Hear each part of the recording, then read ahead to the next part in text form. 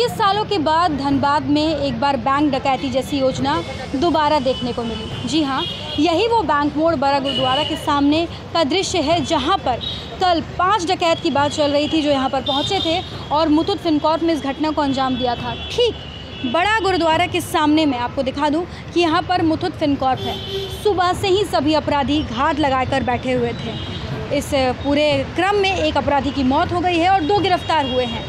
आइए हम जानते हैं कि आखिर किस प्रकार से अपराधी अंदर पहुंचे थे, क्योंकि कहीं ना कहीं अपराधियों का मनोबल बढ़ा हुआ है। यही वो रास्ता है जिससे अपराधी ऊपर गए थे। आज हमारी टीम अंदर जाएगी और एक बार हम रिक्रिएट करने की कोशिश करेंगे कि किस प्रकार से इस घटना को अंजाम दिया गया था। ये यहाँ पर आप देख सकते हैं कि बैंक जाने का जो रास्ता है उसमें ये सीढ़ी आ रही है और ठीक ये सीढ़ी जैसा हम लोगों ने सीसीटीवी में भी देखा, इसी सीढ़ी के बाहर वो घात लगाकर बैठे थे और जैसे ही यहाँ पर एक बैंक के कर्मचारी आए और यहाँ पर खोलने का प्रयास किया, जिसके बाद वो अपराधी पीछे से गन पॉइंट पर उन्हें लेकर अंदर पहुँच गए थे। हम बैंक के कर्मियों से बातचीत कर उनके पक्ष को जानने का प्रयास करेंगे। आप देख सकते हैं कि आज इसे लॉक रखा गया है। आम दिनों पर ये लॉक नहीं रहता था, लेकिन आज से इसे लॉक करके लोग रखे हुए। हम विस्तार से जानते हैं कि उस समय क्या माहौल था और किस प्रकार से पुलिस को इन्फॉर्मेशन मिली और पुलिस कैसे त्वरित कार्रवाई की। आइए हम बात करते हैं जो बैंक के कर्मचारी हैं इन लोगों से और विस्तार में जानने का प्रयास करते हैं कि किस प्रकार से अपराधी यहाँ पर पहुँचे थे और कैसे कैसे करके वो अंदर घुसे थे। आप बताइए सर कि आप यहाँ पर शायद सबसे पहले पहुँचे थे, आप कैसे यहाँ पर पहुँचे और कब आपको लगा कि शायद कुछ अनहोनी होने वाली? 9:30 बजे का समय था, उस समय हम पहुँचे यहाँ पर और जैसे शटर उठा रहे थे पीछे से आके मेरे सर पिस्टल भिड़ा दिया और पिस्टल भिड़ाने के बाद बोला जल्दी खोलो और फिर हम लोग को धकेल के अंदर कर दिया। और उसके बाद ये और सब कर्मचारी लोग जैसे जैसे आते गए सबको पिस्टल भिड़ा के सबको अपने कब्जे में वो लोग लेते चले गए और हम लोग को अंदर में जो है ना टेप से पैर हाथ बांध दिया और हम लोग को मारा। आप लोगों को किस चीज़ से मार रहे थे? हम लोग को वो लोहा का पाइप है उससे मारा और उसके बाद अपने हाथ से पैर से जो भी चीज़ मिल रहा था उससे मारा था हम लोग को। कुल कितने कर्मचारी आप लोग थे? हम लोग उस समय 4 कर्मचारी थे, एक कस्टमर था और काम वाली बाई जो आती है एक वो थी। सभी को उन लोगों ने बांध दिया था? हाँ, सभी के पैर हाथ बांध दिया। जब उन लोगों ने पिस्टल लगाया तब आपको क्या लगा अचानक से कि क्या हो गया, क्या फील हुआ? हम लोग तो ऐसा कभी पहली बार हम लोग के साथ ऐसा घटना हुआ, हम लोग को तो इसके बारे में कोई आइडिया नहीं है। हम लोग को स्टार्टिंग में पता ही नहीं चला, हम तो इधर मुड़े हुए तो पता है कब आके पिस्टल भिड़ा है पता ही नहीं चला, देख भी नहीं पाए हम लोग।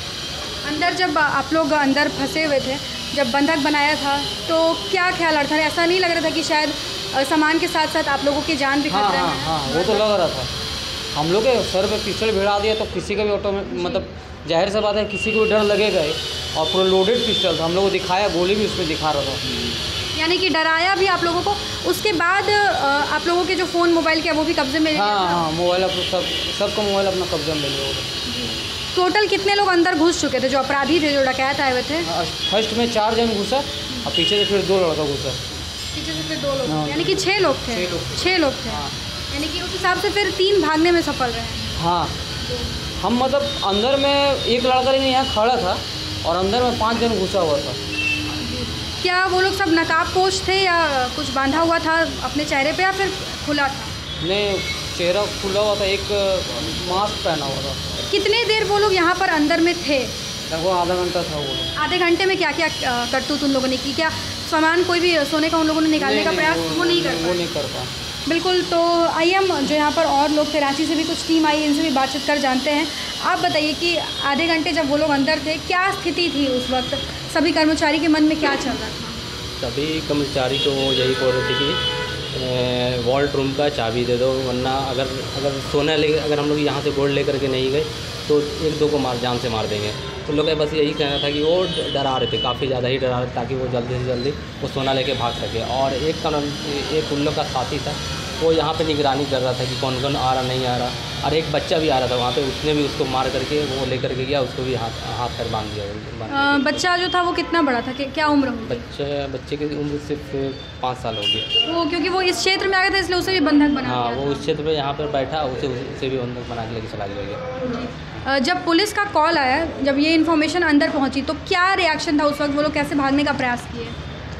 वो लोग एक साथी वहाँ पर उसका निगरानी कर रहा था कि पुलिस आ रहा है कि नहीं आ रहा है, वह जो भी आ रहा है यहाँ पे तो क्या रिएक्शन है, वो यही सब देख रहा था। तो पुलिस लगभग 9:30 बजे वो लोग ब्रांच में घुसा, उसके बाद फिर पुलिस लगभग 10 बजे तक पहुंच गई, तभी वो लोग भागा। अब वो भागने के चक्कर में किसी एक ने फायरिंग किया पुलिस पर, और तो पुलिस ने शूट कर दिया। जब पुलिस यहाँ पर पहुँची तो कहीं ना आप लोगों को बहुत राहत की सांस मिली होगी कि शायद अब आप सब सेफ हैं। यस। लगातार लोग ये जानने का प्रयास कर रहे थे कि आखिर पुलिस को किसने इन्फॉर्मेशन दिया, तो आइए इस बारे में हमारी न्यूज़ पोस्ट की टीम ने पड़ताल किया और हम आपको बता रहे हैं कि कैसे पुलिस को सही समय पर इन्फॉर्मेशन मिली। हमारे साथ यहाँ पर मुथूट फिनकॉर्प के एरिया इंचार्ज हैं, हम उनसे बातचीत करते विस्तार से। सर, आपसे जानना चाहूँगी कि क्या उस समय स्थिति थी और कैसे पुलिस को इन्फॉर्मेशन मिली? एक्चुअली क्या होती है, सुबह में 9:30 बजे जब सारे ब्रांचेस खुलते हैं झारखंड के, तो मेरे पास मैसेज आती है कि ब्रांच ओपन हो गई। उस दिन इन्होंने मैसेज किया था ब्रांच ओपन हो गया, 2 मिनट पहले मैसेज किया क्योंकि सारे स्टाफ आ गए थे, तो इन्होंने मैसेज कर दिया कि हाँ ब्रांच खुल गया।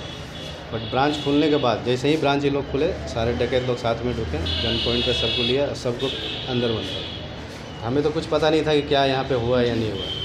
संग संग मुझे कंट्रोल रूम से, जो हमारे विशाखापट्टनम में है, वहाँ से फ़ोन आया कि आपके जो धनबाद ब्रांच है वहाँ पे कुछ मिसहैपनिंग शायद हो रहा है, क्योंकि 4 लोग मास्क पहन के ढुके हैं और सारे स्टाफ को धक्का देके अंदर ढुका है। मैंने संग संग अपने हमारे जो सिक्योरिटी इंचार्ज हैं सुधीर सर, उनको मैंने फ़ोन किया। उन्होंने फ़ोन किया अपने एसओ को, उनके जो बिलो लेवल के स्टाफ श्री भास्कर साहब, उन्होंने फ़ोन किया थाना में कि सर हमारे गुरुद्वारा, बड़ा गुरुद्वारा जो उनके सामने हमारा ब्रांच है, वहाँ पे कुछ शायद मिसहैपनिंग हो रहा है, मेरा स्टाफ बहुत खतरे में है, सो थोड़ा सा रिक्वेस्ट है कि आप थोड़ा जल्दी से वहाँ पे पहुँचें। बस मुझे यही एक खुशी का ये है कि पुलिस का रिस्पांस मुझे बहुत जल्दी मिला, बहुत जल्दी मिला। एक बड़ी अनहोनी होने से बच गई, नहीं तो नुकसान तो होता ही और लोगों की जान भी जा सकती है।